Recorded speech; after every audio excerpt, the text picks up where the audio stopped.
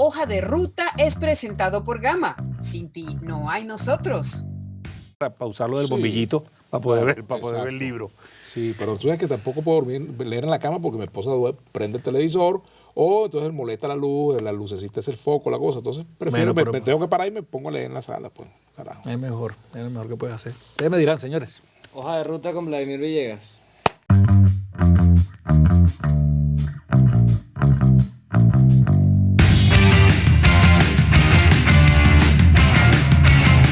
Vladimir, bienvenido. Te iba a decir casi que bienvenido a Boti a las 5, porque salimos Sí, a las 5 de la señor, tarde vale. Sí, salimos a las señor. 5 de la tarde los martes. Te voy a decir una cosa, Jorge. Dime. Te votaste con tu programa, Jorge Botti. Bueno, la verdad es que esto no es solamente una cosa mía y además no pretendo en absoluto usurpar a la gente que te comentaba ahora fuera del aire, que si algo he aprendido de esto es lo difícil y el talento que se necesita para hacer un trabajo como el que hacen ustedes los periodistas permanentemente. Esto no es otra cosa que una Pero tú sabes conversación. tú sabes que la conversación, yo me atrevo a sacar una frase de lo que tú acabas de decir, me atrevo a decir que la conversación es la fase superior del periodismo. Porque una buena conversación con alguien que tenga cosas que decir o con alguien que tú quieres, de quien tú quieres escuchar cosas, es mejor que una entrevista que a veces puede ser inquisidora, puede ser intimidante o puede ser algo limitante. Una conversación se abre muchos panoramas. Bueno, y de hecho quienes inventamos esto, yo digo que es hijo de la pandemia, Hoja de Ruta, este proyecto, fue un poco el propósito que teníamos, buscar un espacio sin la presión del medio de comunicación en vivo, sin las interrupciones de publicitarias. Así es. Y además sin límite en teoría de tiempo, aun cuando en esta temporada estamos tratando de estar entre 30 y 40 minutos, no Eso más. está muy Algunas bien. de las conversaciones fueron bastante largas. Pues bueno, para mí ha sido una experiencia extraordinaria y además Vladimir estaba siempre en la lista y como me retaste públicamente hace poco en una entrevista dije, no, Vladimir está en este segundo lote. En el segundo lote no porque seas menos que el otro, ¿no? Sino porque esta temporada, que va esta por su quinta entrega, está dedicada a la atención de la coyuntura política, que es muy importante. Económica también y social, pero es básicamente la coyuntura política. De manera que nuestra intención de hablar contigo hoy aquí, Vladimir, es más en tu carácter, yo estaba pensándolo antes de venir, iba a decir en tu carácter de observador de la política. No, tú eres un operador político también.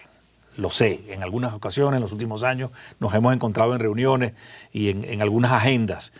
La política está hecha de hablarse, de encontrarse, con quien uno quiere y con quien uno no quiere. Tú eres un observador de la política, pero eres un protagonista y operador de la política. Y hoy quiero pulsar al Vladimir operador y conocedor de la política. El olfato que tienes para entender un poco dónde estamos parados y si de verdad la política se está moviendo, los engranajes del poder hacia lo que pudiera ser una solución de este conflicto de tantos años, o más bien estamos atascados todavía y lo que tenemos es una apariencia de que las cosas se están moviendo. Tal vez me estoy adelantando mucho y haciendo demasiado larga esta introducción, pero primero tu lectura del momento. Bueno, tú me preguntas, Jorge, ¿dónde estamos parados? Correcto.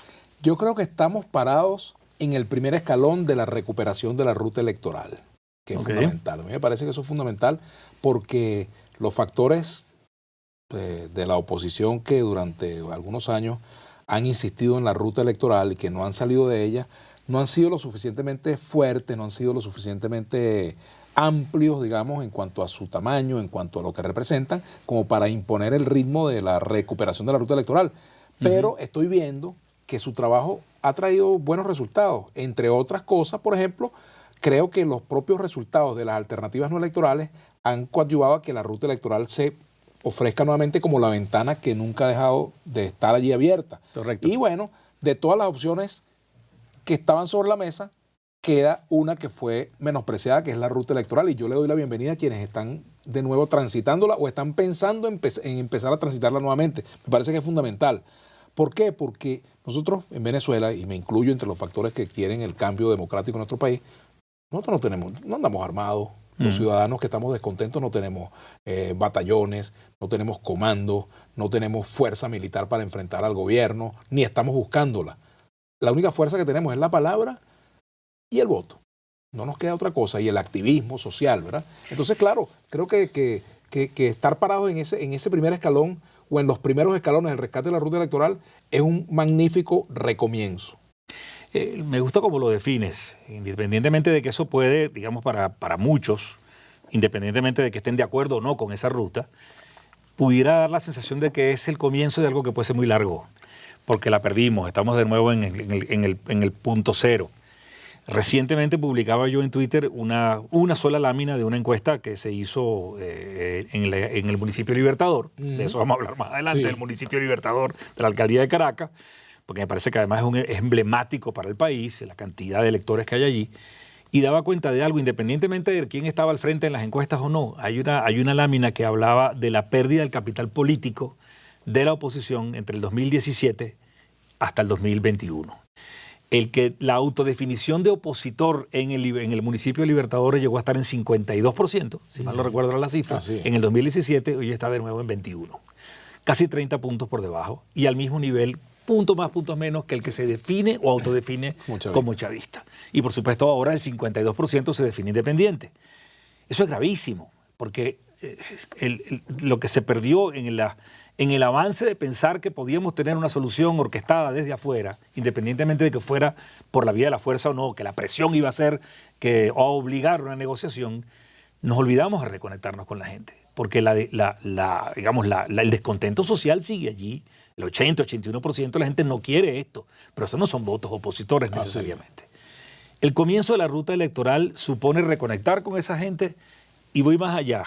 Esta elección que está siendo tan polémica, la de gobernadores, que es un instrumento para conseguir fuerza, puede convertirse, siendo tan dispersa como va, en un primer escalón para ir recuperando ese camino y que nos haga recuperar fuerza, insisto, valga la redundancia, para presionar por una negociación más adelante. Es que precisamente estamos en ese escalón porque tenemos un proceso electoral enfrente.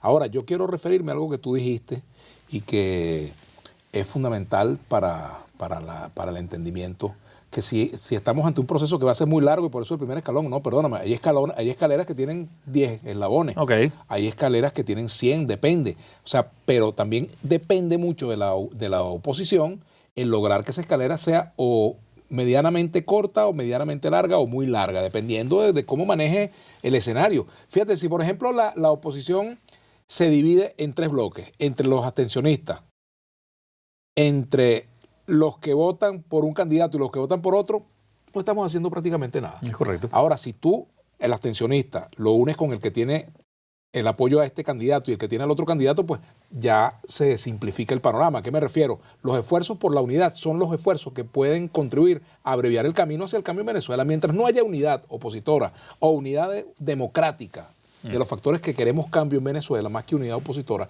de los factores sociales, políticos, económicos, académicos, que queremos, que reclamamos el cambio, si no hay unidad, olvídate de que ese trayecto va a ser corto. Es más, va a ser un trayecto interminable y podremos entrar en un círculo vicioso del cual no salgamos. A lo mejor lo ven nuestros hijos, nuestros nietos, pero no lo veremos nosotros. Sí, y eso me lleva un poco a comentar también, los que critican este asunto, es que esto ya lo hemos intentado. Y a veces pareciéramos olvidar que en una lucha por la recuperación de espacios democráticos como en la que estamos, tú no es que haces una cosa una vez y después no la haces más nunca. O sea, tú tienes que insistir. Claro. Y construir presión internacional como se intentó durante los últimos 2 años. Ha cambiado, sin duda alguna ha habido un giro con la salida de Trump, ahora hay más alineación entre Unión Europea y Estados Unidos y Canadá.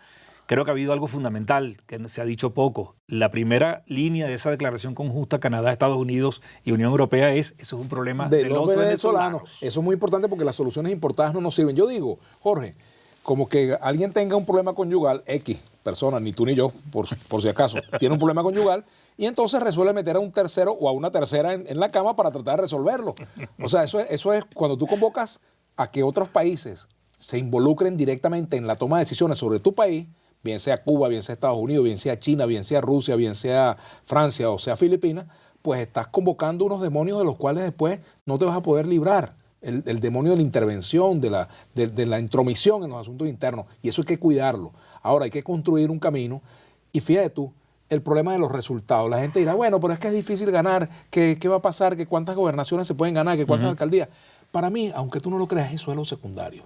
Okay. Para mí lo primero es ganar como objetivo político la recuperación de la ruta electoral. ¿Por qué? Porque ese va a ser el camino, el primer paso a un largo camino que nos va a llevar a unas elecciones que van a dar un resultado que yo sé que si se va unido y si participa todo el mundo, va a ser favorable a los cambios en Venezuela. Entonces, para mí no es tan relevante cuántas gobernaciones o cuántas alcaldías se va a ganar. Por supuesto, si las fuerzas democráticas ganan la mayoría de las alcaldías, pues mejor, y la mayoría de las gobernaciones, bien bueno.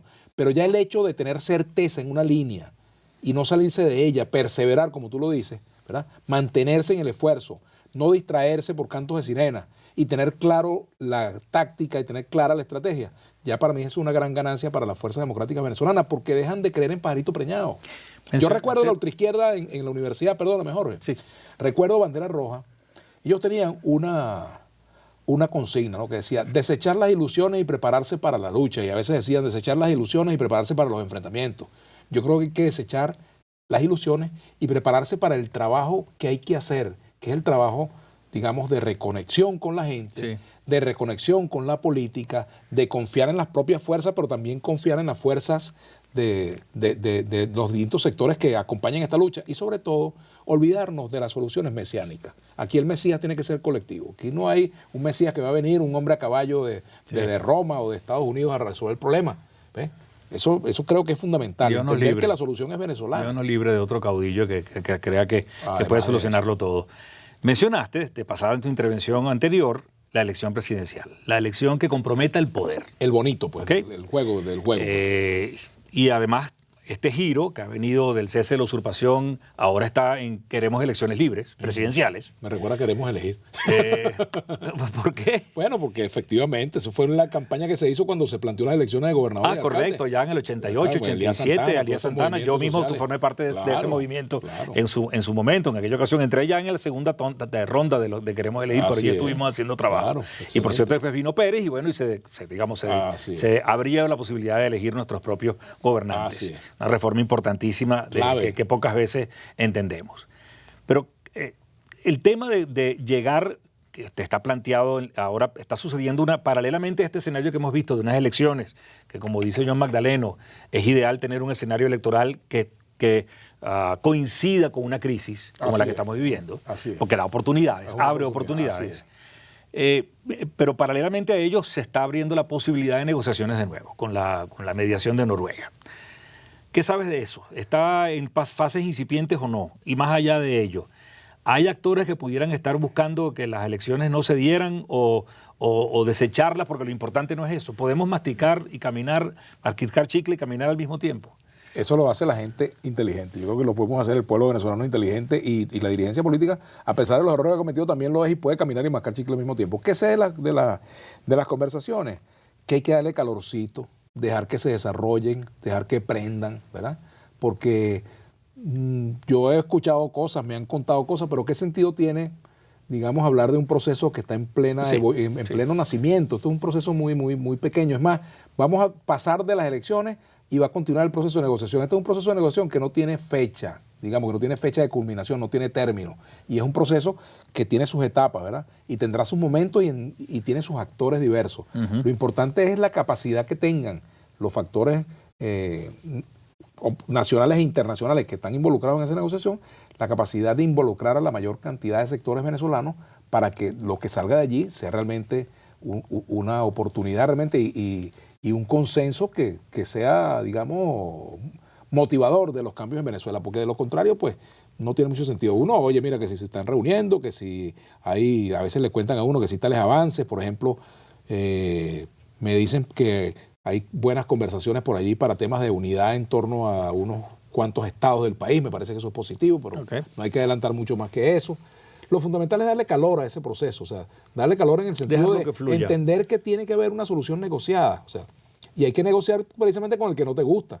Te tienes que sentar con el que te cae mal, te tienes que entender a veces con el que te parece testarudo, con el que te parece terco, con quien no logras un idioma común. Y lo otro es, lo importante, que yo creo que es importante en este proceso de negociación, es la construcción de un idioma común, fíjate tú, para poder llamar las cosas por un nombre con un lenguaje que nos identifica a todos los sectores. Así pasó, por ejemplo, el diálogo entre la guerrilla colombiana y el gobierno. O sea, llegaron incluso a terminologías preacordadas. Así pasó en El Salvador, ¿verdad? Durante la guerra de El Salvador. Cierto. Es decir, esto es un proceso que todavía falta mucho por andar. Esto es un proceso muy lento. Como dices tú, no hace falta, creo que lo has dicho muy claro. Estamos en la primera fase, en los sondeos. Yo te voy a decir una cosa ahora, fíjate tú.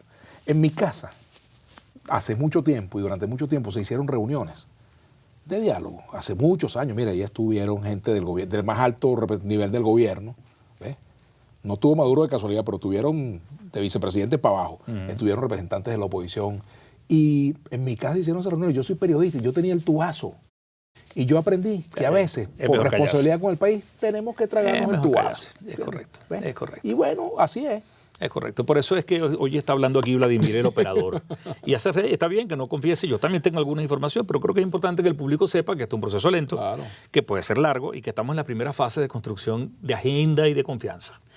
Pero volvemos al tema del poder, porque al final el objetivo que la buscamos cuestión del poder es una elección presidencial libre. No le pongamos, digamos que sea equitativa. Justa. Pero a veces olvidamos que para que eso suceda, si es que suceda, hay que construir todos los acuerdos, porque si no la elección no se va a dar. Tú sabes que creo yo que es fundamental en todo esto, Jorge, y creo que lo hemos hablado tanto bilateralmente como en estas conversaciones a las cuales tú hacías referencia. Hay que pensar en el día después, porque muchos de los problemas que están sin resolverse es porque no se ha hablado de lo que va a pasarle al que está en el poder del día después, si lo pierde, y qué le va a pasar a la oposición el día después si no gana. O sea, eso es importante, por ejemplo, tenerlo claro. Ajá, ¿qué va a pasar? ¿Cómo vamos a quedar allí? Sí, como el que pierde esa contienda no lo pierde todo. No lo pierde todo. Y como el que gana, pues tampoco lo gana todo. Y tampoco lo gana todo y puede hacer lo que quiera. Y que haya ciertos acuerdos que hay que respetar. Porque cambiar un modelo autoritario por otro no tiene sentido. En absoluto, por supuesto que no. Pero para que esto funcione, para bailar ese vals hacen falta dos. Así es. ¿Okay? Ahora, yo digo que en esta fiesta que se llama Venezuela, esta fiesta tan dramática, tan trágica, el DJ es el gobierno. El gobierno es el que pone la música. ¿Ah? ¿Entiendes? Y el gobierno tiene la responsabilidad de crear las condiciones también, de contribuir a crear condiciones para que ese diálogo funcione, que no sea una burla, no burlarse de los actores, bueno, eso no burlarse de su propio pueblo que también espera diálogo porque necesita resolver el problema del combustible, necesita resolver el problema de la salud, necesita resolver el problema del ingreso y sabe que a partir de las negociaciones es que eso puede fluir porque sabe que con el gobierno solo no puede. A eso iba. ¿Entiendes? El escepticismo es enorme en el país, gigantesco. Es más, estoy seguro que tanto tú como yo somos en principio escépticos por lo que tú acabas de decir. Por supuesto. ¿Cumplirán? ¿Serán en serio estas cosas? Y entonces mi pregunta, que a lo mejor que es difícil de responder además y asegurarla, ¿qué incentivos puede tener ese aparato de poder que no es monolítico? Hay tensiones. Las hay, pregunto, sí o no. Hay gente interesada, hay factores civiles, factores militares dentro del chavismo interesados en un nuevo acuerdo para Venezuela.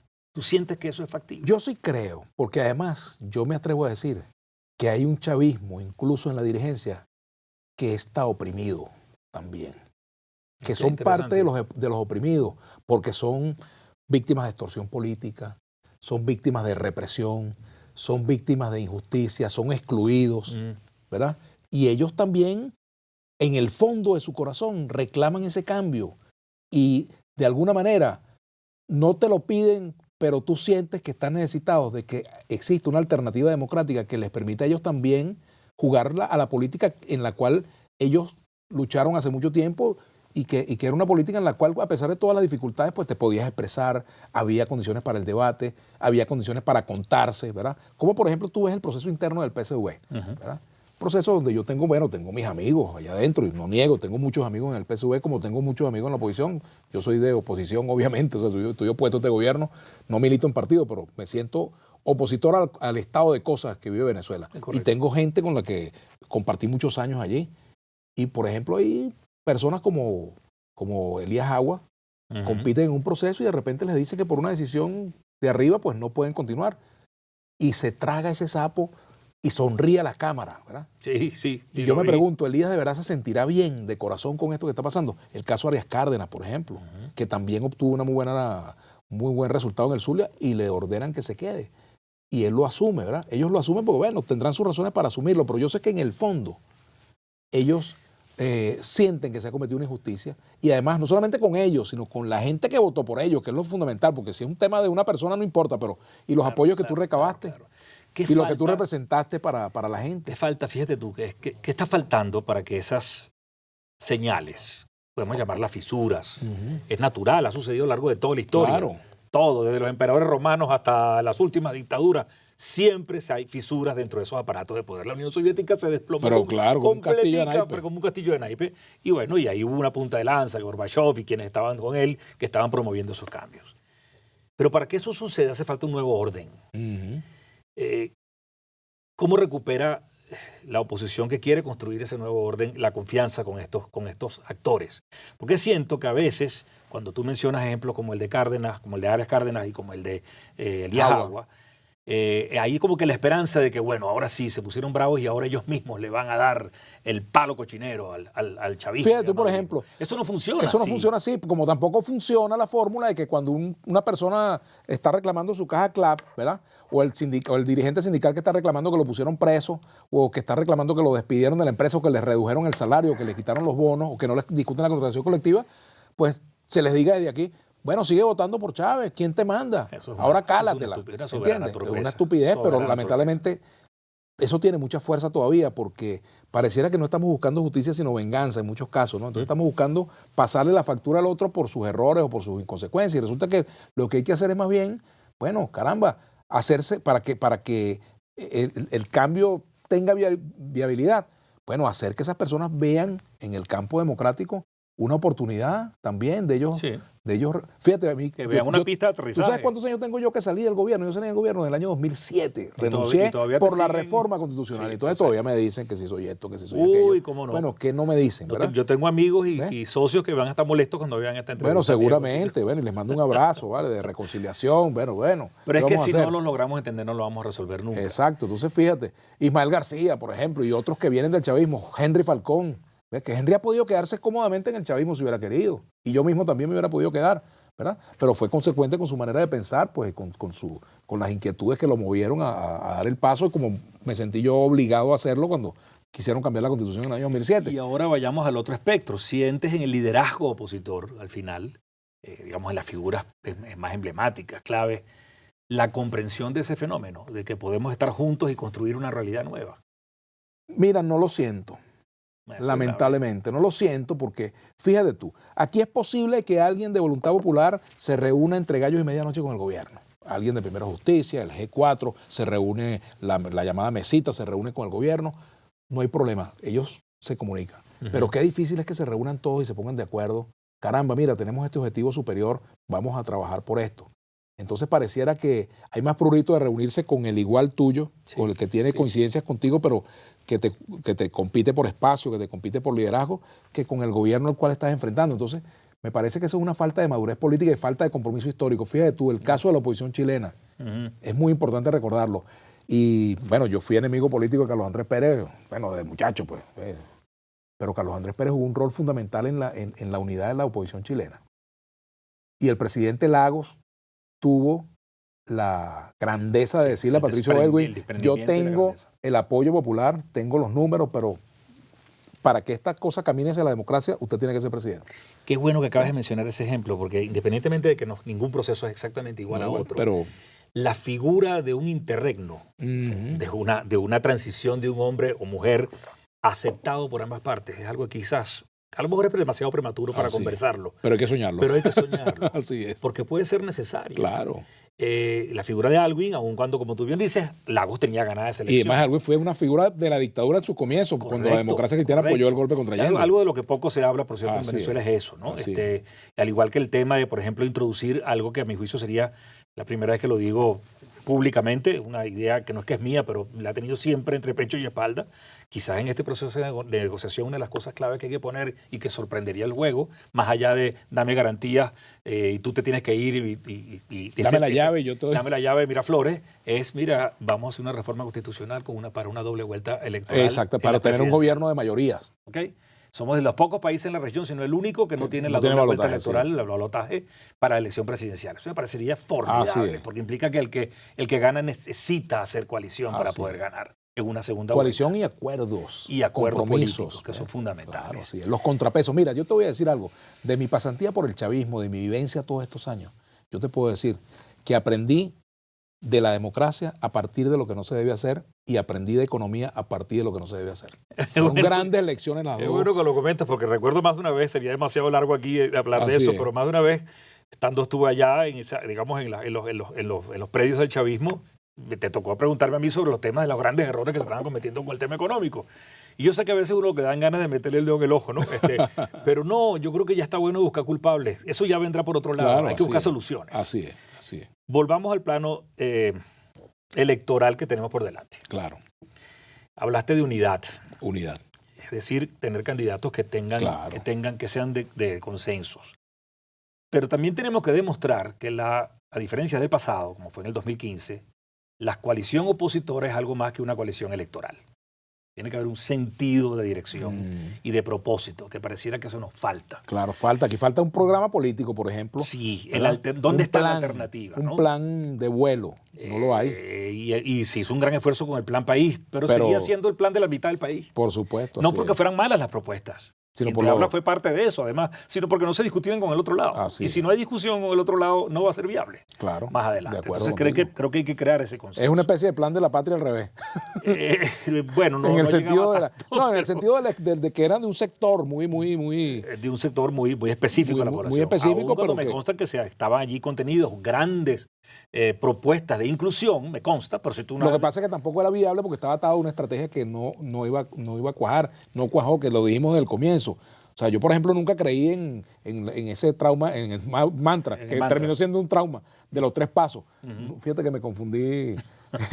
Fíjate tú, yo nunca creí en el mantra de los 3 pasos y siempre lo dije. Siempre lo dijiste. Siempre lo dije, ¿verdad? Siempre Y lo bueno, ese plan país estaba pegado con cola a esa estrategia que, a mi modo de ver, fue equivocada y le trajo grandes costos políticos a la oposición venezolana. sí. Pero bueno, ya no, como tú dices, no vamos a pasar tanta revista a esto. Ahora, ¿qué hacer? ¿Cómo concentrarnos? Bueno, concentrarnos primero en unas líneas maestras, pues. ¿verdad? Yo no creo que sea imposible que exista en Venezuela un plan de vuelo en el cual quepa Henry Falcón, quepa Leopoldo López, quepa María Corina Machado, quepa Bernabé Gutiérrez, quepa Capriles, ¿verdad? Quepa Juan Barreto, por ejemplo, que son fuerzas. Bueno, yo creo que puede haber un plan, una línea que pueda servir de punto de ¿Crees que las encuentro. propuestas electorales en los espacios que van a estar en discusión próximamente, en unos meses, 5 meses, deben ir hacia ese objetivo, que el Pero por lenguaje supuesto. sea inclusivo? Mira, yo diría, Gente como tú para Caracas, por ejemplo, para o a Libertador. donde sea, fíjate tú, por ejemplo, yo diría lo siguiente, unidad o nulidad. Si nosotros no vamos unidos, cualquier esfuerzo va a ser nulo. Si no hay una gran unidad, ¿verdad? Que sea capaz de arropar a la mayor cantidad de sectores. Porque les estamos sirviendo la mesa al gobierno para que haga fiesta con nosotros, que haga fiesta con el sentimiento de cambio que hay en Venezuela, ¿verdad? Claro, y la abstención terminó siendo el combustible, Sí. el lubricante, mejor dicho. La abstención terminó siendo el lubricante de la maquinaria electoral del PSUV y la división será el combustible que la ponga a andar, esa maquinaria electoral del partido. Entonces, caramba, si no hacemos el esfuerzo, fíjate, tú mencionaste Caracas, a mí se me han acercado algunos eso te lo partidos, pregunté. individualidades, me han preguntado que si yo estaría dispuesto a ser candidato en Caracas. Bueno, mira, yo no ando buscando eso, ¿verdad? Yo no ando buscando eso. Ahora, si mi nombre llegara a ser un factor de acuerdo, tampoco le voy a sacar el cuerpo a esa responsabilidad, porque creo que a veces hay que dar el paso y asumir una responsabilidad. Si se da esa oportunidad, pues creo que también hay buenos nombres en Caracas, hay muy buenos nombres. Yo diría que todos los candidatos que han surgido tienen algo que aportar y tienen sus méritos, ¿verdad? Sí, Y hay otras figuras como por ejemplo Chugo Torrealba que no ha querido asumirlo. Me parecería asumirlo, pero una podría ser figura interesante. excelente, ¿verdad? Además tenemos una coincidencia de peinado que sería buena. Ahora, si mi nombre lograra reunir apoyos, consensos que sean suficientes como para uno dar el paso, pues yo no tendría ninguna duda en hacerlo. Pero eso no depende de mí, depende de todos los factores. Yo tampoco voy a andar tocando puertas por ahí pidiendo apoyo porque yo no estoy buscando ese candidato. Si se da la oportunidad, pues evidentemente asumiría ese compromiso. Más que con los caraqueños es con el país, porque yo creo que se trata es de ir reconstruyendo la ruta electoral y eso hay que hacerlo participando y cada quien participando hasta donde pueda participar. A lo mejor tú mismo puedes ser candidato en algún municipio, por ejemplo, O podría estar en el Consejo Legislativo de Miranda, por decirte un nombre ahorita, por ejemplo. Yo creo que el país entró en un proceso en el que nadie puede decirle que no a una responsabilidad. Si se presenta la oportunidad, yo no la ando buscando, no ando cazando. Y celebro que hayas sido sincero con eso, porque además creo que pues, tienes mucho que hacer, mucho que dar. Bueno, Ahora cuando nos faltan cosas que hacer, aún cuando viene una generación nueva detrás de nosotros, todavía nos quedan unos 20 o 25 añitos para hacer cosas. Bueno, Dios quiere. Yo, por ejemplo, a mí me preguntan, si quieres ser candidato, digo, mira, yo no voy a decir está bueno beberé. Ahorita no estoy muerto de sed por eso, pero si se da la oportunidad, pues lo digo de una vez. En estos giros que ha dado la política, sobre todo diría desde enero de este año, yo quizás el momento en el que empezaron a moverse las cosas, no por eso, sino porque fue un emblema, fue la reunión de Cámara de Gobierno, etcétera. Buen paso. Luego el asunto del acuerdo parcial de algunos actores en el CNE.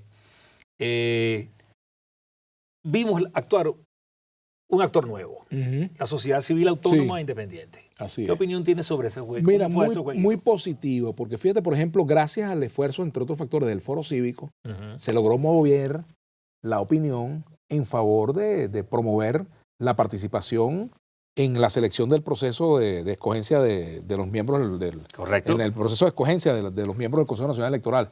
Eso fue muy importante porque parte de las condiciones era tener personas confiables, capaces y dispuestas a dar la pelea en el Consejo.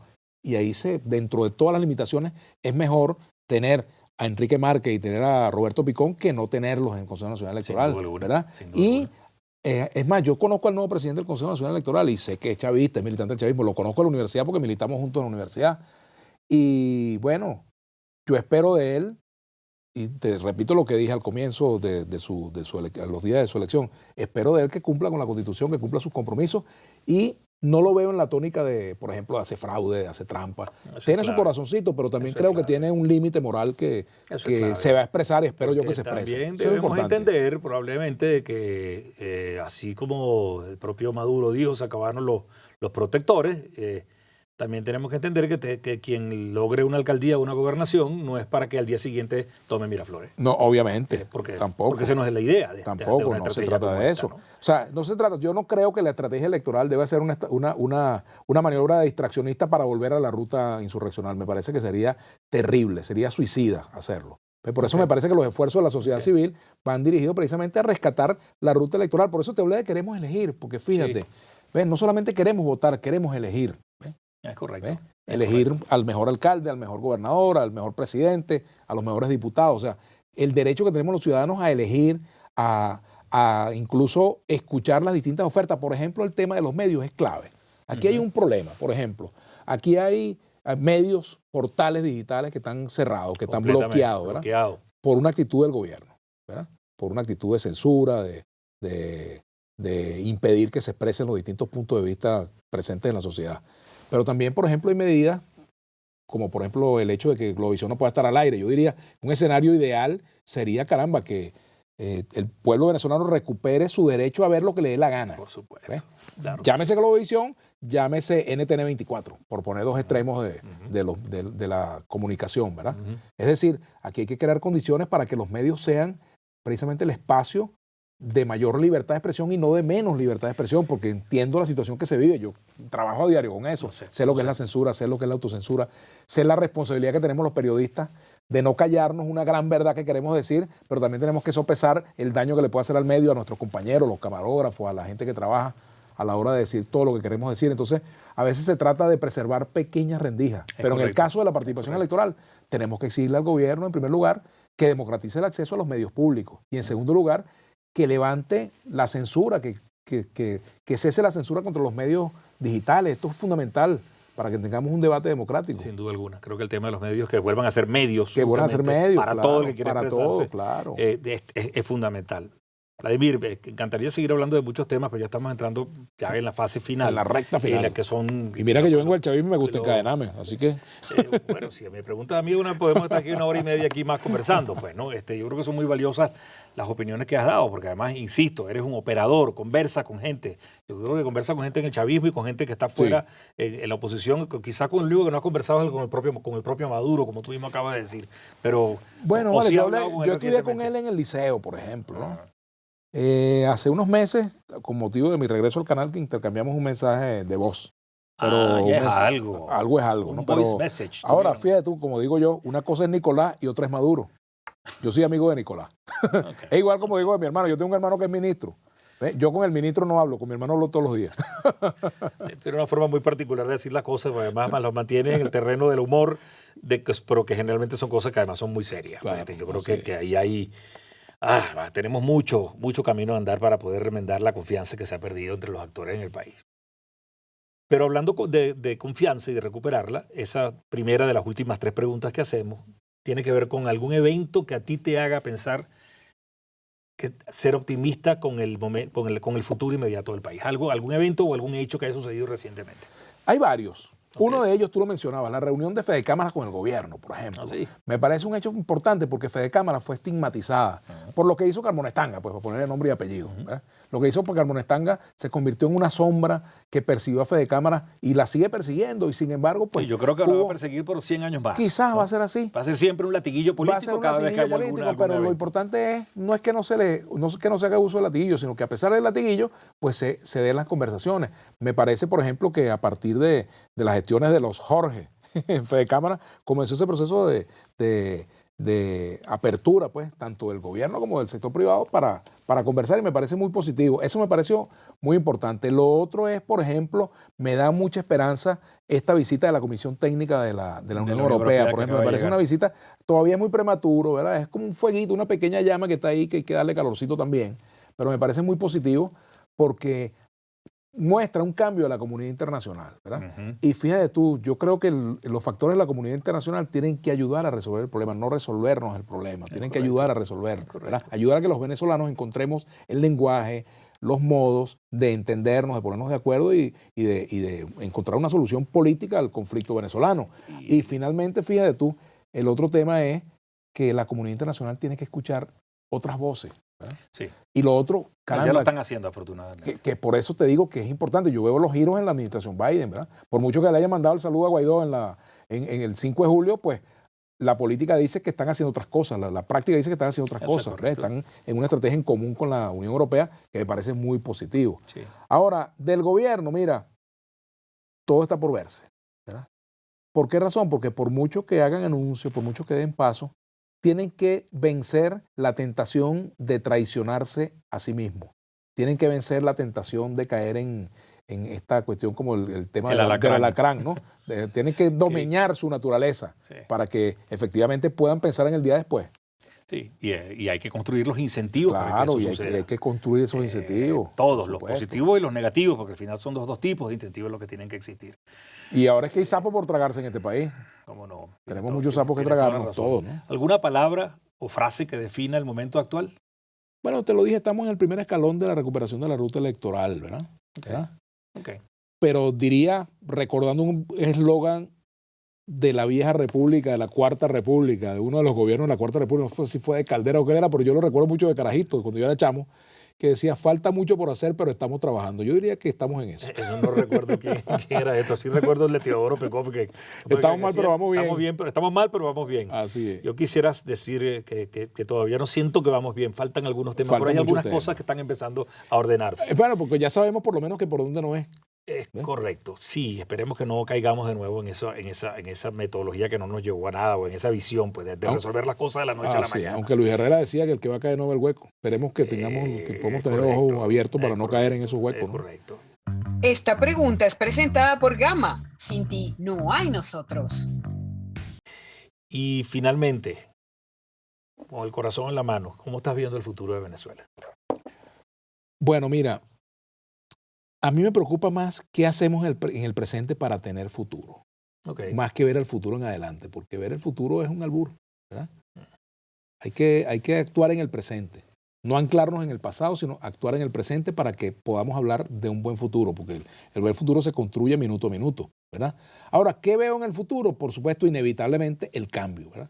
No sé si yo lo podré ver, pero yo lo avisoro, lo oteo en el horizonte que Venezuela va a cambiar porque como dice el dicho, no hay mal que dure 100 años ni cuerpo que lo resista. Y a veces se nos olvida, y en eso es tu formación marxista, digamos, lo debes refrescar, las condiciones objetivas. Así es, por supuesto. El país invivible como lo tenemos. Así es. En este momento que estamos grabando este programa, todavía no sabemos si están echando plomos en La Vega y en otras partes del país. O sea, esto ya no le sirve a ninguno. Esto ya no, ni a Tirios ni a Troyanos. No nos sirve. No nos sirve. O sea, a lo mejor da para más, pero es insufrible. O sea, es una situación insufrible. Incluso, fíjate, yo, si me considero solidario con un proyecto político, es con el proyecto de país que está contenido en la Constitución. Y yo sé que mucha gente de la base del chavismo cree en ella todavía y siente que es su asidero frente al presente y frente al porvenir. Entonces, yo creo que esa Constitución, que se convirtió en una Constitución de todos los venezolanos en el 2007, tenemos que hacerla carne viva, que tenemos que hacerla realidad. Yo creo que el proyecto de país está contenido allí. Solamente con que pensemos en cumplir la Constitución, pues creo que ya estaremos pensando ya en una Venezuela mucho mejor, por supuesto. Es perfectible la Constitución, tiene muchos errores, pero bueno, yo diría como una canción de Silvio Rodríguez, ¿no? No es perfecta, mas se acerca a lo que yo simplemente soñé. Como pasa con algunas damas. Así es, como pasa con algunas damas. Así es. Agradecido, Vladimir. Gracias a ti, Jorge. Aceptado el reto que hiciste para hacer esta conversación, y agradezco muchísimo. Y esto continuará en Vladimir a la 1 en punto, en Unión Radio, en fin. Con todo gusto podemos hablar ahí de algunas cosas que estamos haciendo. A la carta. Y agradecido por tu tiempo, no solamente para el programa, sino por lo que haces. Yo sé que mucha gente critica, que entonces no cree, pero son actores como tú y tantos otros que no están, a lo mejor, digamos, son tan visibles ni son los líderes, digamos, que van a dirigir el país, pero son claves para rearmar este tejido y que volvamos a ser un país que crea en todos sus factores y que sigamos adelante. ¿Te puedo echar una jaladita de mecate en público? Eso no se debe hacer, pero échale pichón. Fíjense ustedes, este programa, esta iniciativa que está tomando mi amigo Jorge Botti, indica lo valioso que puede ser un expresidente de Fede Cámara. Oye, te agradezco muchísimo.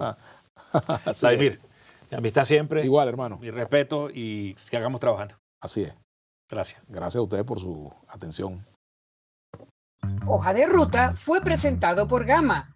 Sin ti no hay nosotros.